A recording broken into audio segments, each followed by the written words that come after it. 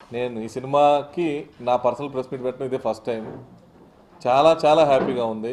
ఇంత పెద్ద సక్సెస్ అయినందుకు వివి వినాయక్ గారు తన సొంత తమ్ముడిని హీరోగా ఇంట్రడ్యూస్ చేస్తే ఎంత ఆనందంగా ఉన్నారో అంత ఆనందంగా ఉన్నారు. నిజంగా మేము మా కుటుంబం అంతా వివి వినాయక్ గారికి రుణపడి ఉంటాం. హీరోగా ఈ రోజున తెలుగు ఫిలిం ఇండస్ట్రీలో ఇంతమంది నటుల మధ్య రావాలంటే ఒక టాలెంట్ తోటి రావాలి. అలాంటి టాలెంట్తో పాటు వివి వినాయక్ గారి డైరెక్షన్లో వచ్చిన అల్లుడు సీన్ చాలా ఎక్స్ట్రాడినరీగా రెవెన్యూ సైడ్ ఫస్ట్ సినిమానే 40 కోట్ల క్లబ్లో చేరటం అంటే అది నాకు తెలిసి తెలుగు చలనచిత్రంలో ఇదే ఫస్ట్ ఫిలిం అయి ఉంటుంది. చాలా చోట్ల చాలా సెంటర్లలో టౌన్ రికార్డులని, స్టేట్ రికార్డులని, సిటీ రికార్డులని చాలా వచ్చినాయి. ఆ రికార్డులన్నీ ఇన్ని రికార్డులు రావడానికి ముఖ్య కారణం వివి వినాయక్ గారు. అలాగే ఈ సినిమాకి ఫోటోగ్రఫీ అందించిన చోటాకే నాయుడు గారు, ఈ సినిమాకి పనిచేసిన మ్యూజిక్ డైరెక్టర్ చాలా అద్భుతమైన మ్యూజిక్ ఇచ్చాడు. మాకు ఆడియో నుంచి మంచి రెస్పాన్స్ వచ్చి, ఆడియో పెద్ద హిట్ అయ్యి మంచి రెస్పాన్స్ వచ్చి ఇంత పెద్ద సక్సెస్ అవడానికి కారణమైంది. ఆర్ట్ డైరెక్టర్ ప్రకాష్ గారు కానివ్వండి, ఈ సినిమాకి పనిచేసిన ప్రతి ఒక్కరూ, సమంత, మేము అడగగానే సాంగ్ చేసిన తమన్నా, వీళ్ళందరూ చాలా హెల్ప్ అయ్యి ఈ రోజున ఈ స్థాయిలో 40 కోట్ల అంటే తమాషా కాదు. ఈ రోజున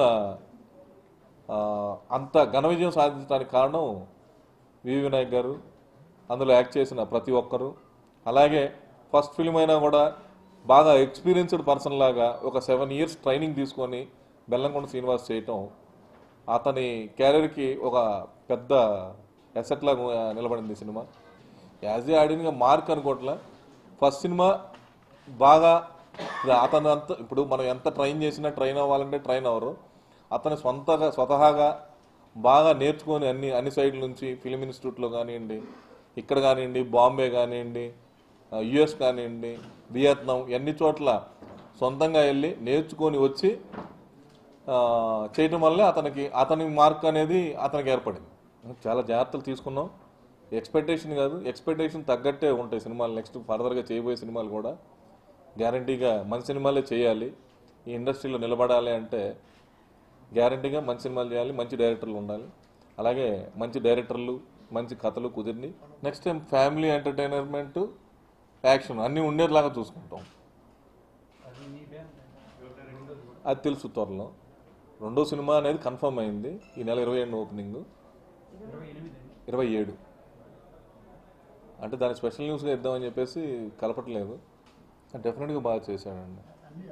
అన్ని యాంగిల్స్లో ఒక రొమాన్స్, హీరోయిన్తో సమాంతతో రొమాన్స్, తమన్నాతో మా సాంగ్, బ్రహ్మానందం, ప్రకాష్ రాజ్ లాంటి క్యారెక్టర్ ఆర్టిస్టులతో నిలబడి సింగిల్ టేక్లో చేయటం అంటే అది కొత్త హీరో అయినా కూడా వాళ్ళతోటి చాలా బాగా చేశాడు.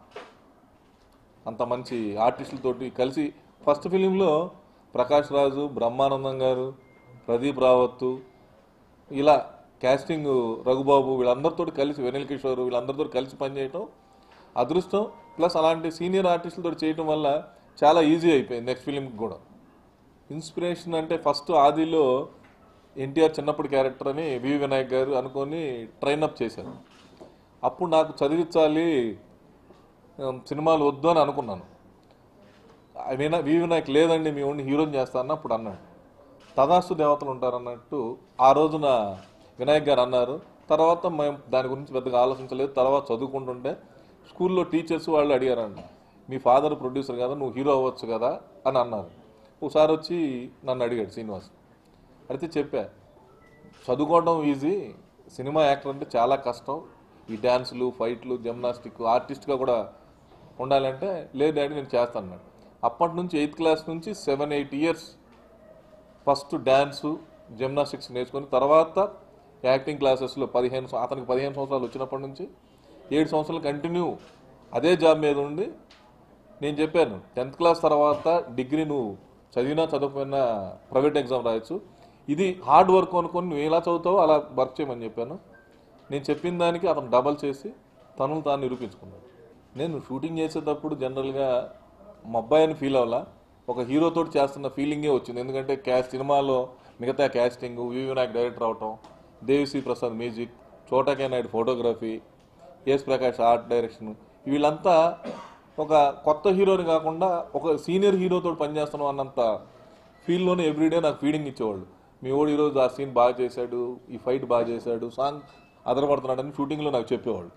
కాబట్టి నాకు ఎక్కడ కొత్త అనే ఫీలింగ్ రాలే. నేను ఒక హీరోతో చేస్తానని ఫీల్ అయ్యాను. ఆ తగ్గట్టుగానే రిజల్ట్ కానీ ఫస్ట్ కాపీ చూసినప్పుడు కానీ నాకు అలాగే చాలా హ్యాపీ ఫీల్ అయ్యాను.